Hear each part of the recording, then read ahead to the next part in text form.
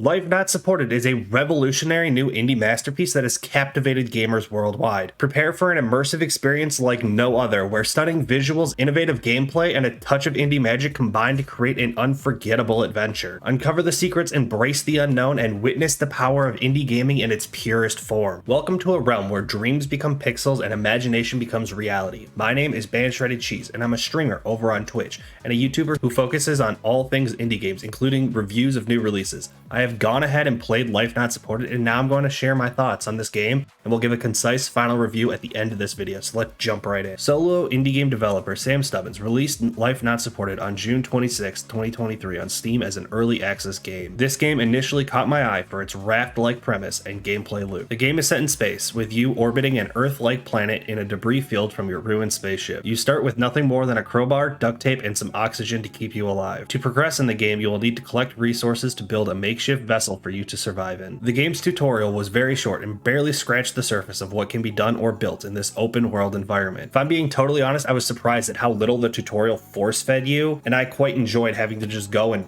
figure it out. I've been candid in the past about how much I enjoyed just heading into the unknown and looking like a bit of a fool until I can get my feet back under me and stand on my own. This game tested me to see how intuitive I can be. This game does include a co-op mode if you think you'll be able to collect enough food and water to keep you and your best friend alive at the same time. I chose to play this game as a single player playthrough, but I could end up playing this game off stream in the future with a friend or two. The soundtrack that occasionally plays throughout the game is sweet and peaceful and helps you feel less alone. The music is not constantly playing, but instead embraces the Minecraft style of the soundtrack, where the music will randomly start and stop without warning at any point in time. The base gameplay loop of collecting resources to keep yourself alive and expand your ship is not new or groundbreaking in any way, but it is very easy to get yourself lost in how much time has passed. I found myself completely missing parts of the game that will progress the storyline because I was so focused on collecting a few more resources so I could expand my ship. I spent hours learning about the best positioning for my thrusters and how to accurately pilot my ship. Working on the organization and layout of my ship brought the inner engineer out as I started planning how and where to place thrusters to best allow me to travel in all directions and be easily controllable for a single person. At this point, I have a great setup that has all my things neatly tucked into a 2x2 grid. If you would be interested in learning about this setup, let me know in the comments. I can make a tutorial video on how to best build and pilot your ship. After 3 hours of trying to perfect my ship and master traveling around, I realized I had not been putting any effort into continuing the storyline of the game. With enough exploration, you'll be able to find other crafts that have computers that will allow you to download data from. I did not realize this part of the game was even a thing until I had spent several hours already playing. This is not because the other ships are hard to find, but because I was so lost in trying to build my own. Once I buckled down and was ready to further pursue other ships, I had a lot of fun tracking and hunting down these computers to be able to get all the data possible. I cannot speak on the ending of this game because I have not managed to beat it in the several hours I have played thus far. I've been having too much fun just hanging out to worry about chasing the end goals. One thing I was worried about while playing was the lack of direction would leave me stuck at some point with no clear way to advance, but that has not been the case.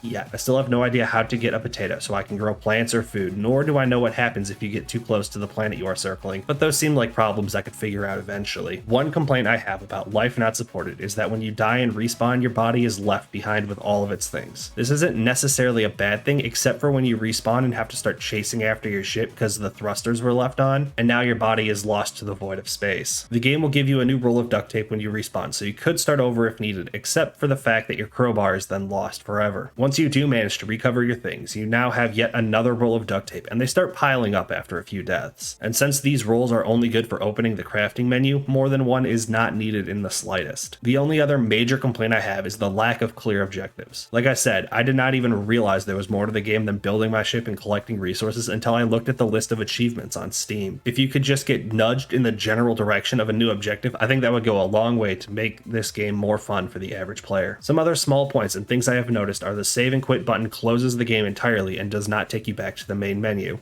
I have randomly died once and can't explain why. And the players are static, so they do not walk around, so it looks a bit funny to watch a co-op playthrough. And like I mentioned before, I'm still not sure how to get food that I can grow for myself. Overall, I very much enjoyed Life Not Supported, despite the few small flaws. I feel that anyone who enjoyed Raft should give this game a look, as the extra vertical dimension gave me a fresh challenge I had not considered before. That is everything you need to know about Life Not Supported. I hope you enjoyed this in-depth review as much as I enjoyed getting to check this game out for you. If you are hungry for more reviews, you can subscribe to get all my future reviews when I release them. In the meantime, you can feel free to check out the 15 best games I recently tried the demos of in this video right here, and I will see you all next time.